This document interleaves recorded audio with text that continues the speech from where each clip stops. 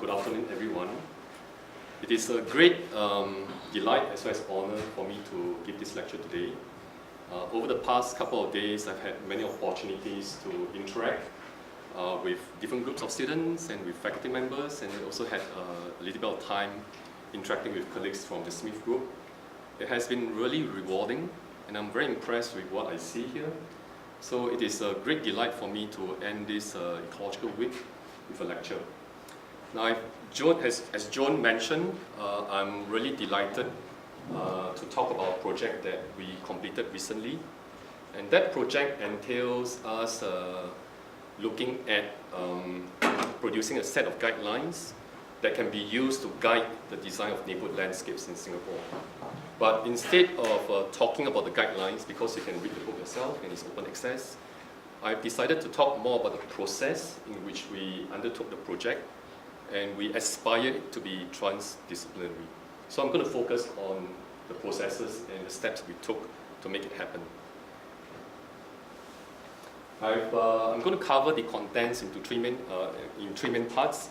I'll first talk a little bit about Singapore and explain the context of the study. I'll also explain why this is an attempt. Can you hear me? Yeah, I'll also explain why this is an attempt on our part to link science and practice. And then I'll round off by sharing some insights I've gathered from the project that we've completed. Okay, about Singapore. Now, many of you have not been to Singapore, but you may have come to know about Singapore from this recent blockbuster, extensively shot in Singapore, but it is really about fantasy. So I can assure you that the overwhelming majority of Singaporeans are not that rich, not that crazy. You also may have come to know about Singapore from this recent event, Donald Trump and Kim Jong-un. To me, it was really a bizarre event, a total waste of money and time. But I want to highlight this point to bring across the idea about the geographical location of Singapore. The US Department of State made an embarrassing mistake. It says that Singapore is part of Malaysia. Those of you who are familiar with the political history of the two countries will know that this is a sure way of annoying the citizens across the streets. So this is where Singapore is. Our larger neighbors like to say that we are a little red dot. In fact, we are very small. The little red dot more than covers the whole island. But being small, we're also very populated. We have 5.6 million people. And I put some numbers here for you to get a relative sense when I say that Singapore is high density. So our population density is about 7,008, and as a comparison, you can just have a sense of what it's like in Detroit, or for that matter, Chicago, right? So this is our density. As you can also imagine, with such a high population of people in Singapore, we are heavily built up, right? So this is a satellite image you can see for yourself. Most of the areas of Singapore have been developed and built up. You do see still large swaths of green, patches of green. This is the western catchment, and this is the central catchment that surrounds the reservoir. You also see other patches of green. These are secondary forests on land that has been zoned but not yet developed. There are also large parks. There are a little bit of nature reserves here and there. The island was fully covered by, almost exclusively covered by tropical rainforests before it was settled. There was some amount of mangroves, freshwater swamps, and because of rapid and development, the landscape has been totally transformed. Now only about 0.16% of the land is primary rainforest that was relatively untouched by humans. Everything else has been cleared and redeveloped multiple times. And as you can imagine, that also led to massive extinction of species. Singapore is still considered very biodiverse, but we have lost a lot of what used to be in the past. Right? That's the condition now. Now, despite being so dense, densely settled, densely built, very high density, Singapore also has this reputation of being a green city. Right? Over the years, it has given itself different names. Garden City, City in the Garden, even though I don't fully understand the difference. We've called ourselves a city of gardens and waters. The most recent term is about Felix City in the Garden, and again, I don't fully understand that. The important point I want to bring across here is that Singapore has had a very successful urban greening program. And this has happened over the last 50 to 60 years.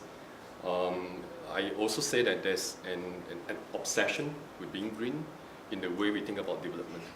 Right? That's not fully healthy, and I'll explain that. I go on to say that Singapore is unusually green. So this is a scene that you can see throughout Singapore. Most of us live in public housing, so these are public housing estates. The point here I want to make here is that despite that high density and high-rise environment, you do see many spaces in the spaces between buildings that are green. So there are different forms of green, and every term that you see here, there's a regulation behind it. Right? So there's codes and policies that make Singapore green. One example, for instance, is the green vacant land. So any piece of land that's not developed has to be turfed up. And so when we do satellite remote sensing, when you do land cover classification, typically you classify the land into vegetated land, water, built up, or soil, or bare soil. Now in Singapore, it is very difficult to get a significant amount of bare soil appearing in the satellite image classification because most of the things are green. Right? This is an example of how obsessed we are with green.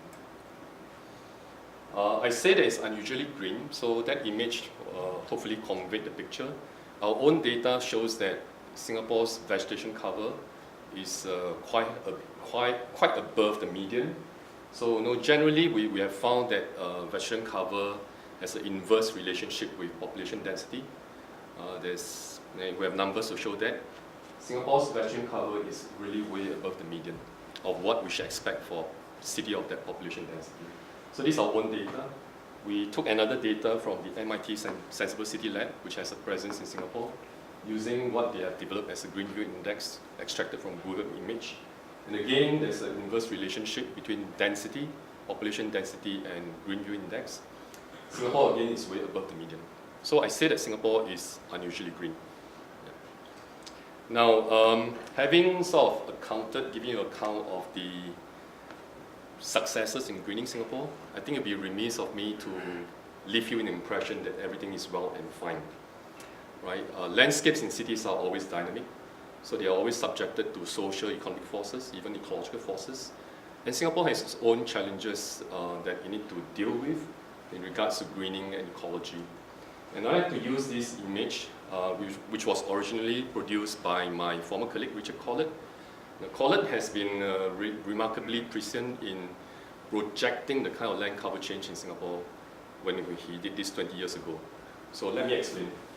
Now, I mentioned that Singapore was almost exclusively covered with primary rainforests before the British came. Singapore, like the US, was a British colony. Right? And within 100 years after the British came, everything that we had in terms of rainforests was decimated. Very little was left. The initial clearing was because of land converted to grow cash crops, but as time progressed, the fertility of the land declined, the land was abandoned. Then with more settlements, the land was again converted to agricultural land, so you do see a rise in the cultivated land. Now if you fast forward to now, 2010, I did this a couple of years ago, 2010, you come to the conclusion very quickly that in Singapore there are only two major land cover classes, urban and secondary forests. That's all we have now. Right? And of course, thinking about what will happen in the future, the urban land cover is going to go up, secondary forest is going to go down. Right? That leads to issues and challenges. Right? So I've identified 3 challenges. I have written about this. I will not talk too much other than the third point, so you're welcome to read some of the publications.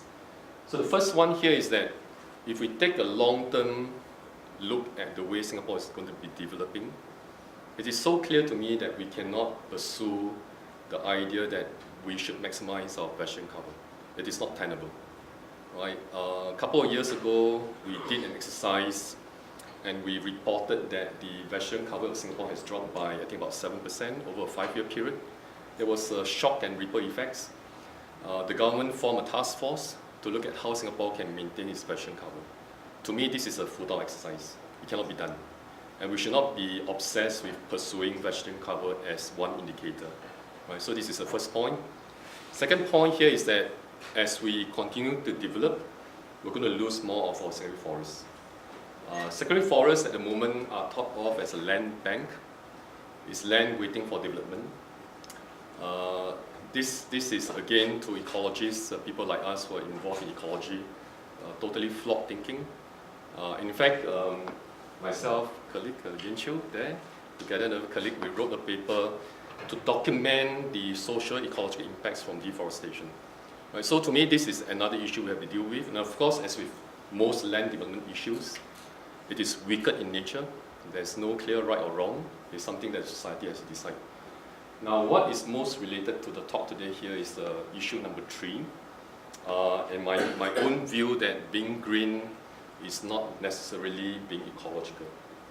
So I mentioned that in Singapore we have an obsession with making things green, to the extent that a lot of what we put in has a hidden cost that most people don't think about. A hidden cost in the sense that when we put in a piece of greenery, when we put up a green wall, a green roof, there's a cost associated not just with the financial cost of putting it. There's a cost because we are using materials that are almost everything is imported in Singapore. There's an embodied energy cost, there's a carbon cost associated with what we do. So there's an input to the system. And if the output is not greater than input, then in fact we are creating more burden to the system. That's my view. And therefore I've written about this in the book chapter, cautioning the obsession to be just green without thinking about the functions and the value that we are producing out of the green. I also want to relate this issue to the fact that a lot has been written about making landscapes more ecological. There's a lot of work done, for instance, in the university here. Yet we don't do a good job using the knowledge that's generated in our publications, for instance, in our research, to actually make urban landscapes more ecological. There's a gap. Right? And we have been, and a lot of us within the university has been talking about this issue, and an opportunity came along. Right? This was, and that led to the project that I'm going to talk more about today. The Housing Development Board, which is the main agency that's responsible for housing, producing public housing. I didn't mention the point, I forgot to mention that in Singapore, 80% of the population are in public housing. And public housing should not be the kind of low-income, affordable housing that may be prevalent in other cities. Public housing in Singapore is of a different kind of, I would say, quality. 80% of us in public housing.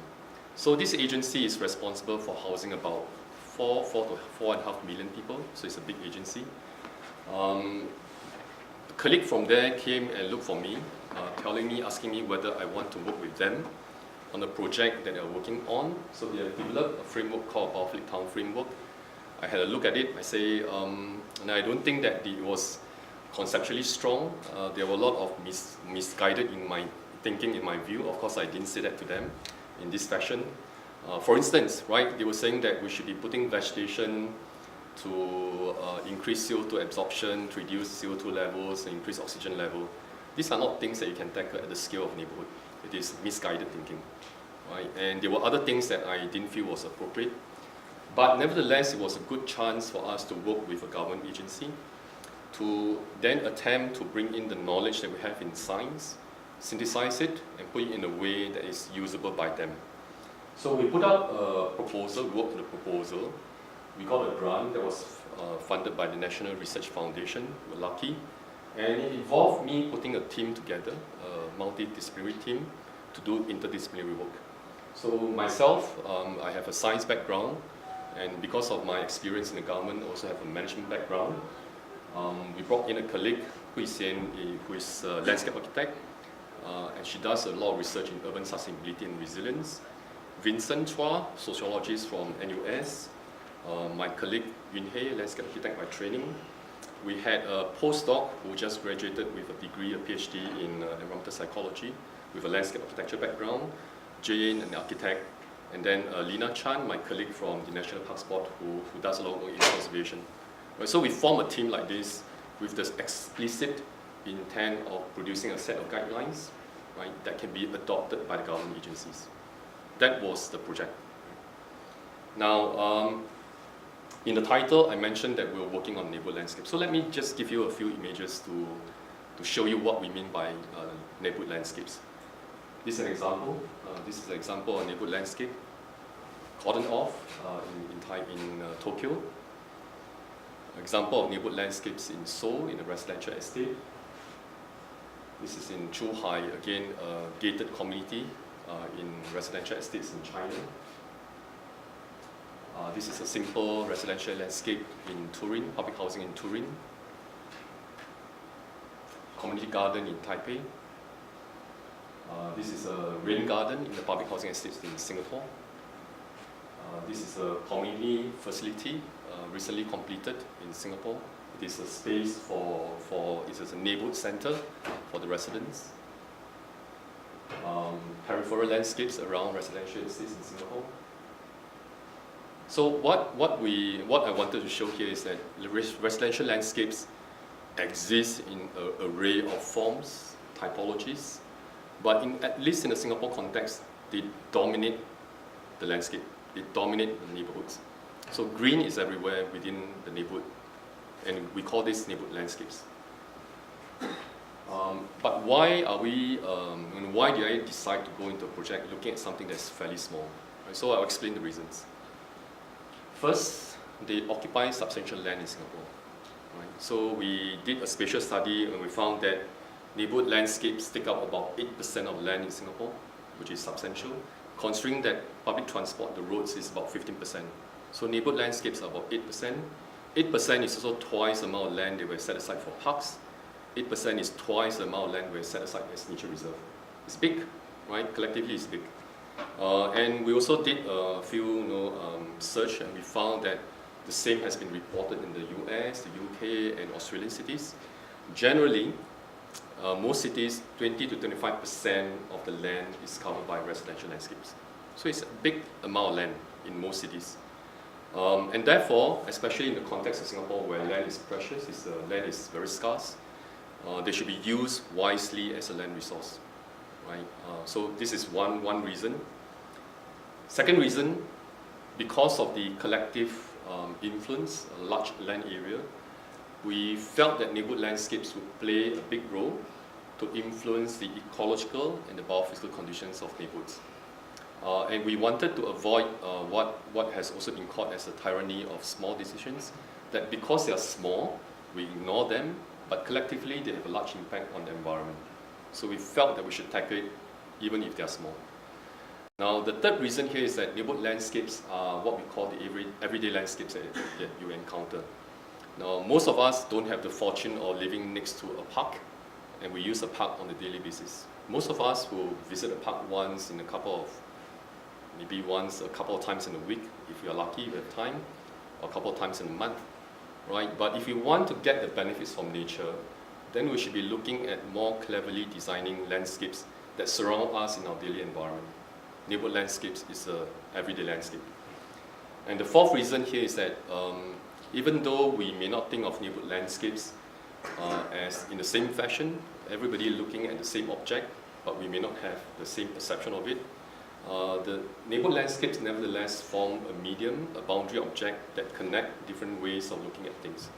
So we feel that there's a possibility, a potential for neighborhood landscapes to be a boundary object that connect different groups of people looking at it differently. Right? So we therefore felt that neighborhood landscapes is a totally worthy area of research. We did a little bit of search and we found that very little has been written, and therefore it was a good opportunity for us to synthesize knowledge from landscape science into practice. And this is what I call practice research. It's not my term, it's a term that we chose to borrow. So here I will transit into explaining a little bit more about linking science and practice. And I'd like to use the example of ecosystem services research to illustrate that. And here I borrowed a term that has been coined by Joan, action gap, which illustrate or point to the fact that the application of academic knowledge into practice is low or not timely. Right? So looking at ecosystem services research, This was a paper that was published in 2015 that looked at the number of papers over the years, and this is cumulative. So every year we have a few hundred papers that are published. The knowledge is growing exponentially.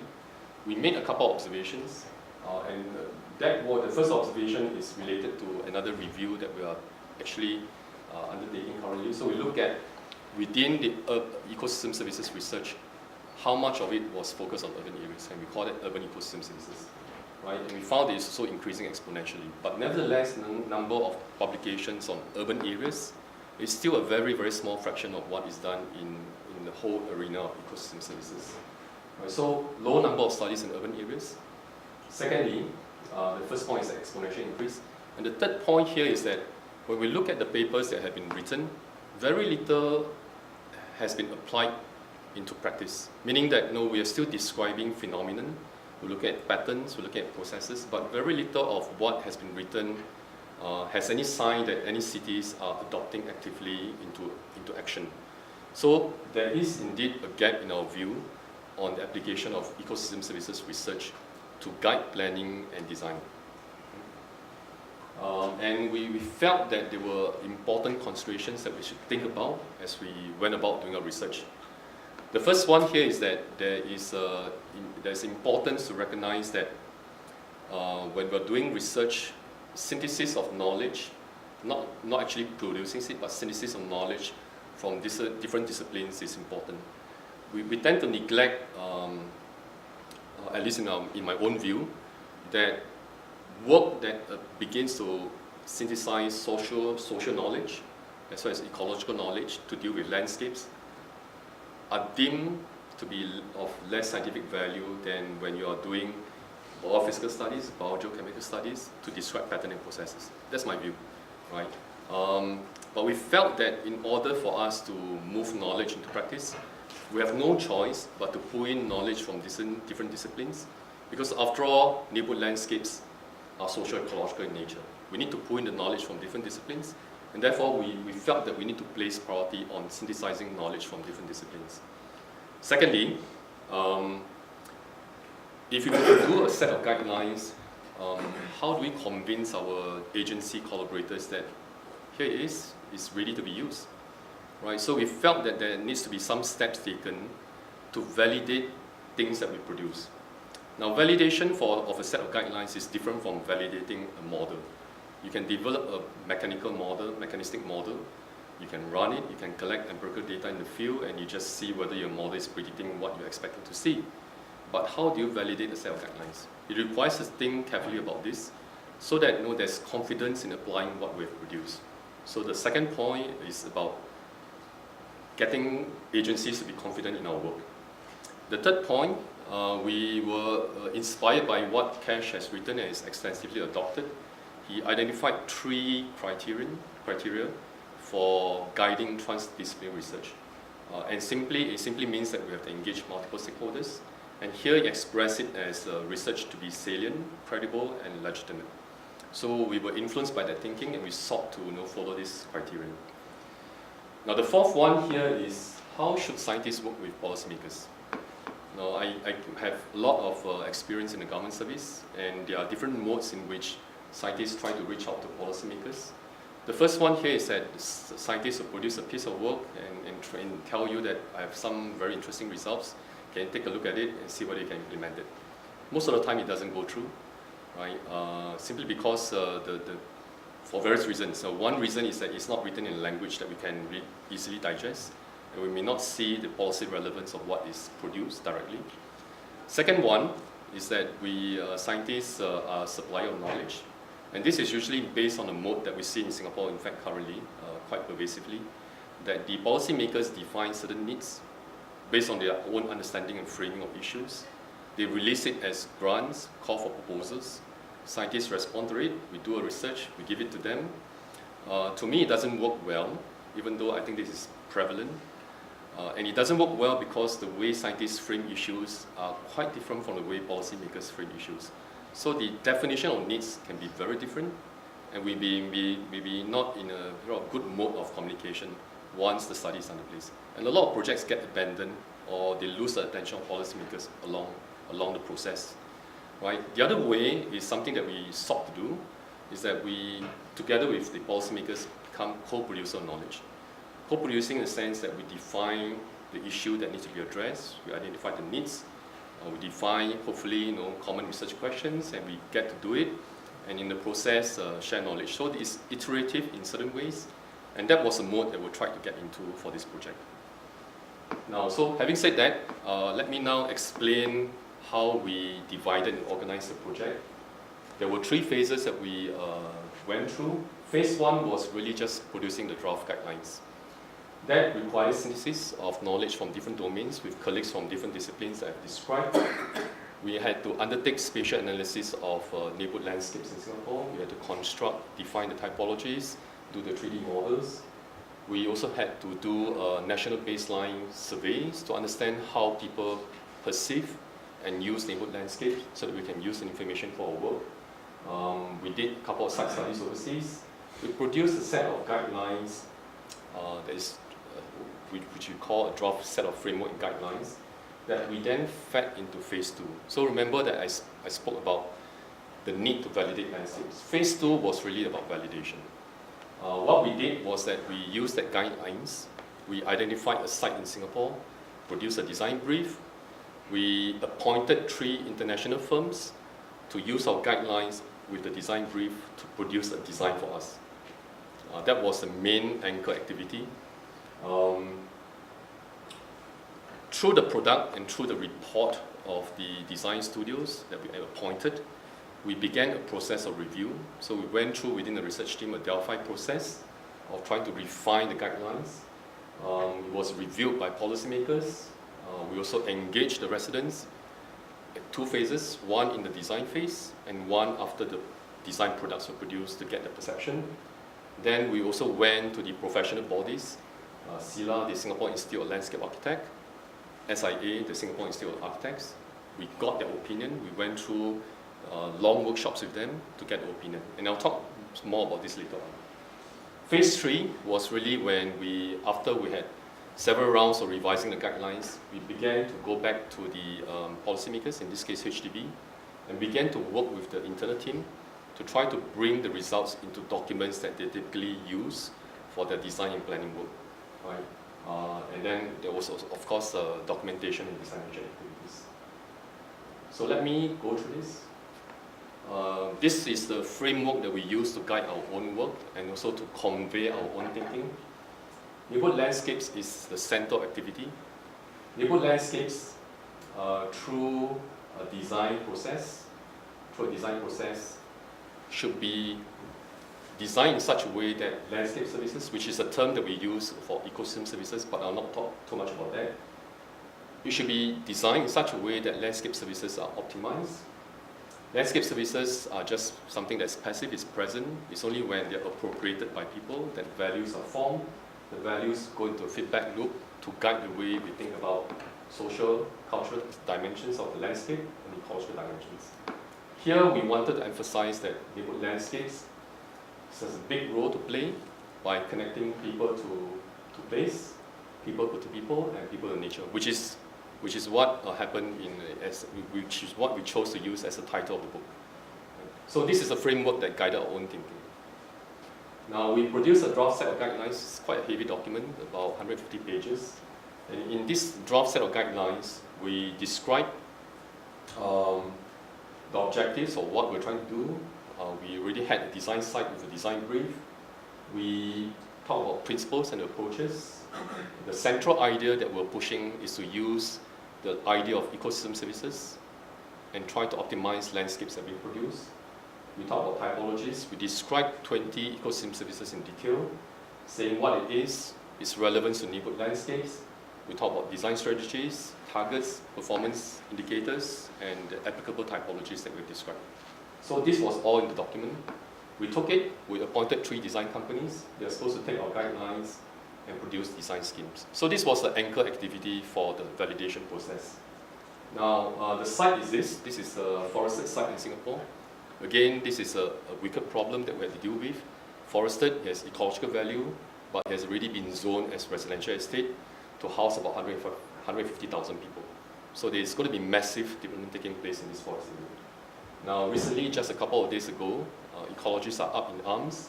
They question HDB's argument that this site should be developed because it's low ecological value. Right? So this is still very contentious, and in fact 2 days ago I saw another press release, another response in the forum page of its national papers talking about this issue. So the problem has not gone away. It's a wicked problem. Now anyway, so these are just perspective of what the companies produce. I'll just show some images. They were giving us reports quite thick. This is company A, company B, company C. Okay, I'm not going to talk too much about this. And we went through, with that product, a process of validation. Now the first one is to convince the researchers ourselves that what we had asked them to do has indeed been delivered in the products and the report that they sent us. So we are doing a self-assessment. This is one. We're looking at the applicability of the process that we're describing to them, the principles, the strategies, and did they meet our design targets in the products they were producing. Right? And we went through our self-reflection through a Delphi process to try to fine-tune the guidelines. The design schemes were also seen by the policymakers, and they gave their assessment of whether or not whatever has been designed by the companies conform to their idea of an ideal, a good neighborhood landscape. We subjected to the same process with the residents. The residents, as I said, there were two stages. One is a participatory design process, and one residents who were not involved in the initial design thinking. Went through, we again assessed it from the perspective of professionals. So there are two groups of professionals we're interested in. One, the people who were involved in producing the design. They were critical in telling us the challenges they encountered, whether or not what we were wanting them to do was indeed feasible, right? And there were a lot of feedback about the challenges they encountered in using our documents, in many ways. Now, the second group of professionals are those from the professional bodies, right? The Singapore Institute of Landscape Architects and the Singapore Institute of Architects. We went to them with the revised document and went through every statement inside there, and we asked them to tell us what do they think about this. Is this going to impact the work? Now the final process was definitely, with all these things that's done, going back to the policymakers, again touching base with the colleagues within the different departments in HDB and going through a process of validation. Right, so this was the whole process that we went through. Quite painful. It took us more than a year to finish this. And I will go through certain slides fairly quickly. It's not meant for you to digest carefully. I'll just say that I'll just highlight a couple of key points about the outcome. So for the research team, we had long process of debating among ourselves whether the language was correct. Because it's interdisciplinary, to a social scientist who is not familiar with ecosystem services, it's difficult for him to imagine really what we're talking about. So he has a certain opinion, and through 3 rounds of iteration, we finally reduced our differences, and we just use a simple means, a standard deviation of scores, to reduce our differences to something that's manageable. Right? So there was a learning process within the team itself. And we also felt that the language that we use in the way we describe it in the brief, in the draft document, was not appropriate in many instances. It was too technical and abstract, and we had to force ourselves to reword it from the perspective of making it more understandable. Now, for the policymakers, we organized a big forum where we invited the 3 companies to present their work. It took a whole day to do this. They had a chance to then score the product from their own assessment of whether or not it met the requirements for neighborhoods landscape design in Singapore. Right? And we were quite surprised that they gave a fairly high rating, a 7.2 out of 10, for the questions we were asking them. Again, they pointed out that we need to review the language that we use because they were also finding difficulties understanding what we were writing. Right? It was too abstract for them. Now, to the people, we involved them in 2 stages. One was a participatory design process. So we engaged them together with the design companies in the design thinking. And we also look at the final response to the products. They gave us certain scores. Again, was better than what we expected because residents are not designers. we had to do a certain way of reaching out to them. We could not fully explain the whole design and planning process to them. We cannot tell them easily what is ecosystem services. They may not understand. We had to do a special way and engage them in a different manner. So nevertheless, they gave us a reasonable score.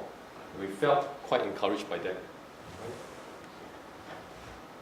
Now, for professionals, the most important group in our view was the people who took our guidelines. They had to digest it and then produce the design scheme. They told us that the overall rating of the framework guidelines was pretty high. It was almost 4 out of 5. We asked them, are they likely to use the guidelines again for their future work? Pretty high, 4. And not surprisingly, we asked them, what is their knowledge of ecosystem services before and after the project? And it went up. It's not surprising. And that has been documented in many kind of projects, similar projects. Most of the comments was saying that the targets that we set for them was too demanding. It's not possible to design, right? But we forced them to change that thing. Now, to the professional bodies, we engaged them through workshops. Again, we asked them a set of questions. Overall assessment was okay, 4 out of 5. Usefulness, about 4.2 out of 5. And to what extent, this was surprising. We didn't know that so many Singaporeans, practitioners, know a lot about neighborhood ecosystem services. They gave us a number that was surprising in our view. So we asked them to what extent was the idea of ecosystem services novel. It was a 2.8 out of 5. Not very novel. They have already heard about it in many ways. So I've talked about this part. Now I'm going to talk about this phase. Having produced a set of guidelines, it doesn't mean that that set of guidelines can be used by the authorities easily. We have to recraft it in a language that they are used to, following documents that they are currently using. Right? So that was the process we went through. We recrafted the guidelines into their reference documents that we receive from them. These are the documents that they issue to their design consultants to begin this process of designing for towns and landscapes within HDB, the housing estates. We reworded a lot of this using the documents, the guidelines we produced, and we asked them a couple of questions.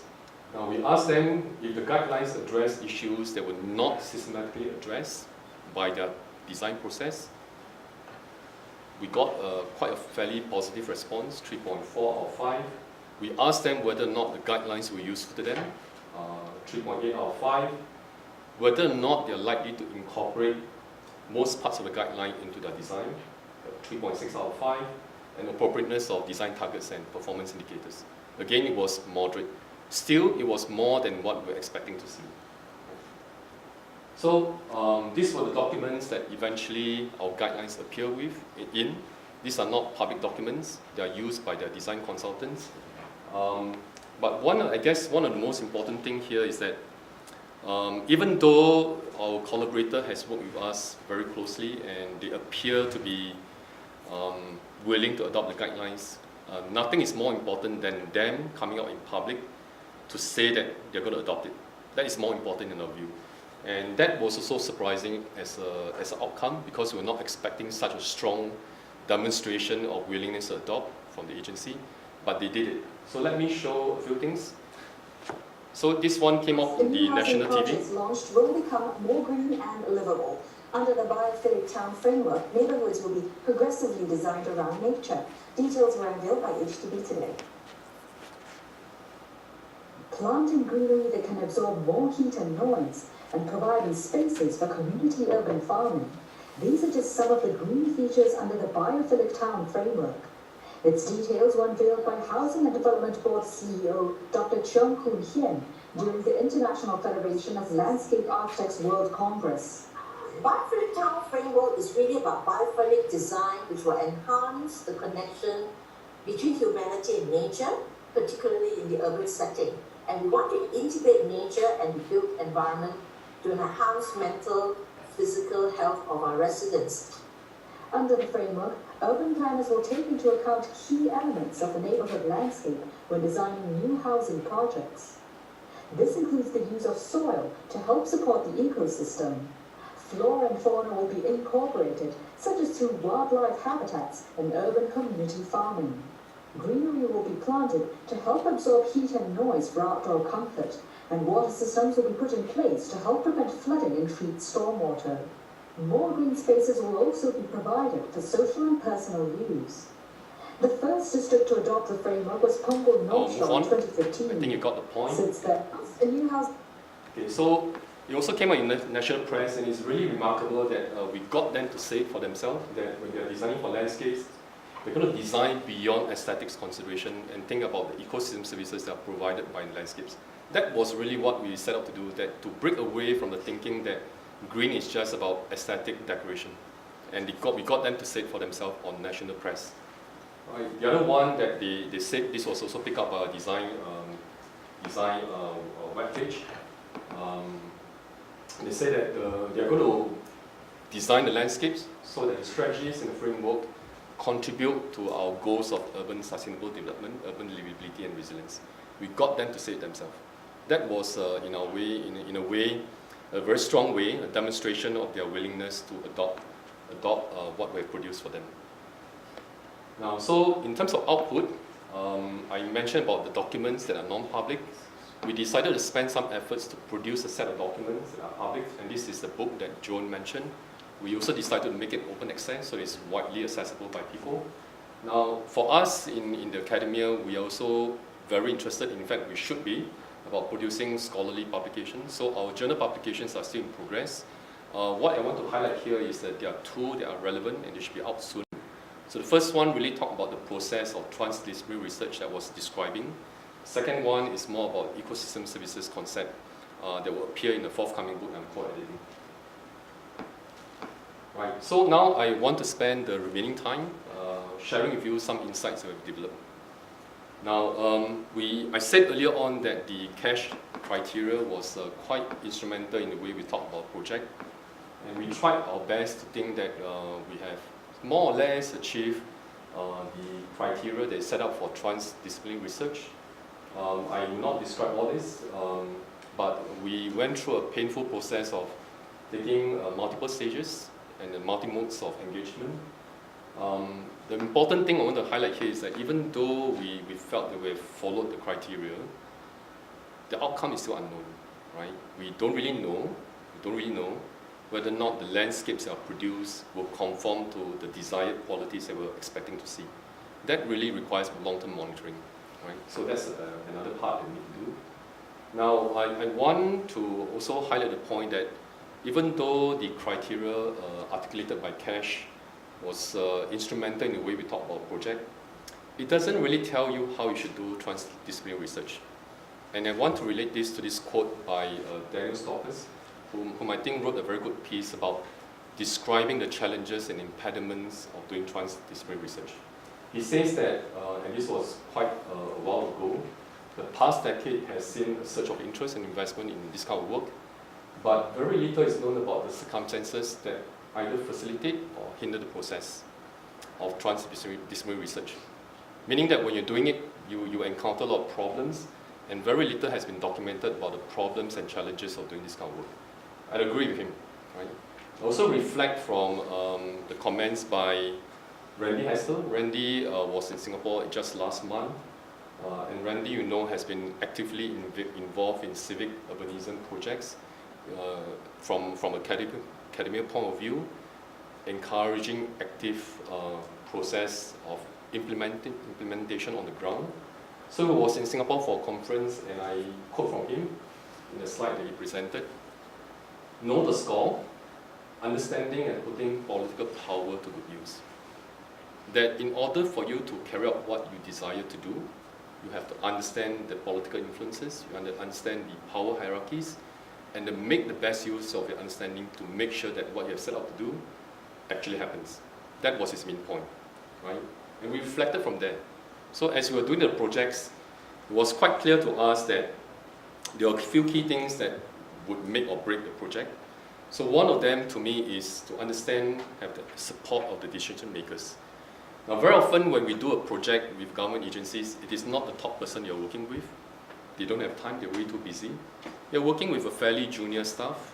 A fairly junior staff in a top-down organization has very little decision-making ability, right?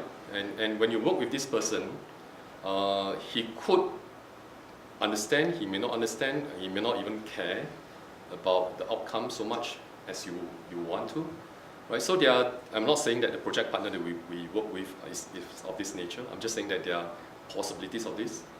So therefore, you have to find ways and means of reaching to the person who can make the decision.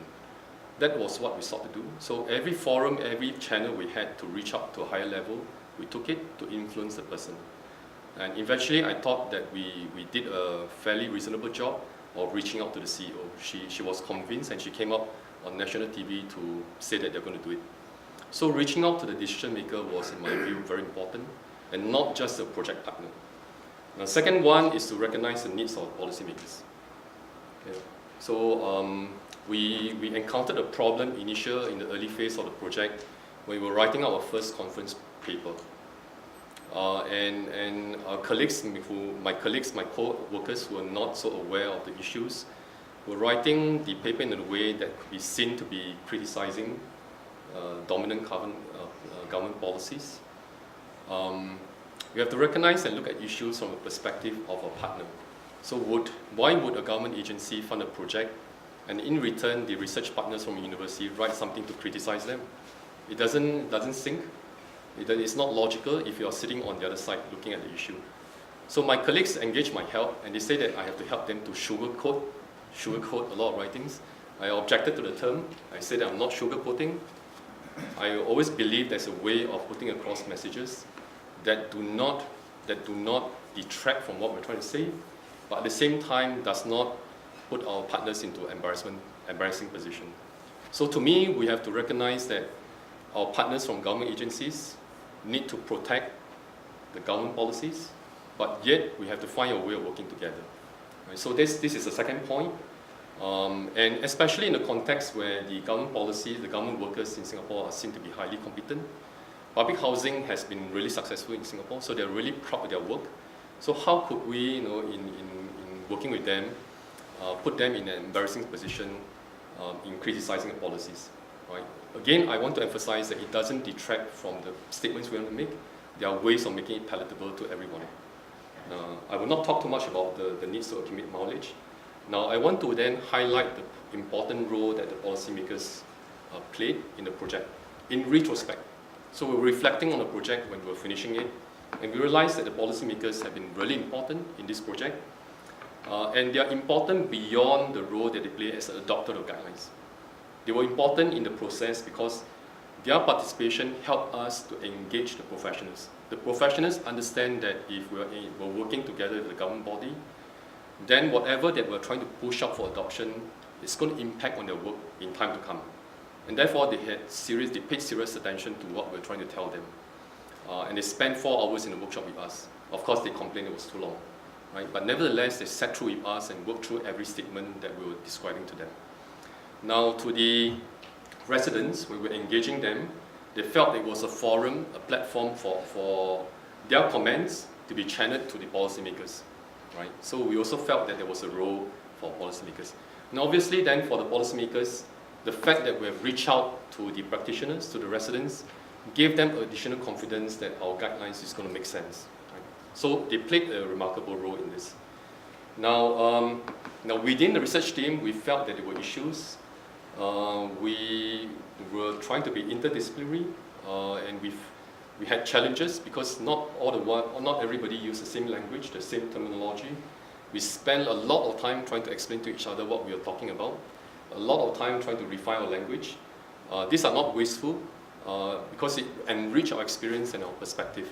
So we were able to appreciate, or we tried to appreciate what my colleague from sociology was saying about social capital, social network, and the need to think more deeply about all these issues. Now the final point here is that publishing has still been difficult. We were trying to publish some of the work that we produce in scientific journals. This, in my view, very challenging. I have, again, the sociologist colleague trying to talk about the value of green in forming social capital.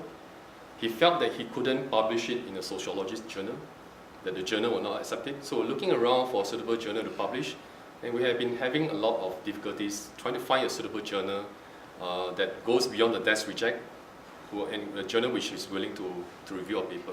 And in that paper, we're trying to combine a sociologist's perspective of social capital with spatial analysis of landscape, merging it together. They are totally different things. Now, I produced this earlier on, and I like to now end off with this, perhaps as food for thought. In many ways, it got us to reflect that the scientists play different roles in engaging stakeholders. The diagram is complicated because it reflects, maybe it reflects the fact that this is messy by nature, and maybe it also reflects the fact that I have not really fully rationalized the way we should play, the role we should play. So the scientist engages the policymakers, the professionals, and the community. And for me, we see it as a way of pushing knowledge out for adoption. But as we seek to do that, we begin to maybe go into the role of a facilitator of practice. We become an advocate, we become an activist, and we try to bring our opinion across to different groups. Therefore, to me, this seems to be a way of saying that the role of a scientist is expanding. Right? It doesn't mean that this is not happening. There are a lot of people who does a great job writing about natural sciences and pushing it to the grey literature or popular press to get people to understand science. And there are many examples of this. But what I do want to highlight is that as we seek to expand the role of scientists, perhaps we should also think about the kind of necessary skills that we should begin to impart to researchers. Not everyone is fully aware of the kind of challenges of doing transdisciplinary work. So this is something that I will leave you with as a food for thought. And the last slide I'm going to show here is that I really want to thank my co-workers for working with me in this project. It's been interesting, challenging no doubt, but has been fruitful as well. This is not a typical project I'll do. I still do a lot of work that's related to the biophysical aspects of sciences and landscape. But so far it has proved to be really rewarding, and I'm so pleasantly surprised, to be honest, by the reception that we have received on the book that we produce. Yeah. So with that, thank you very much. Yeah.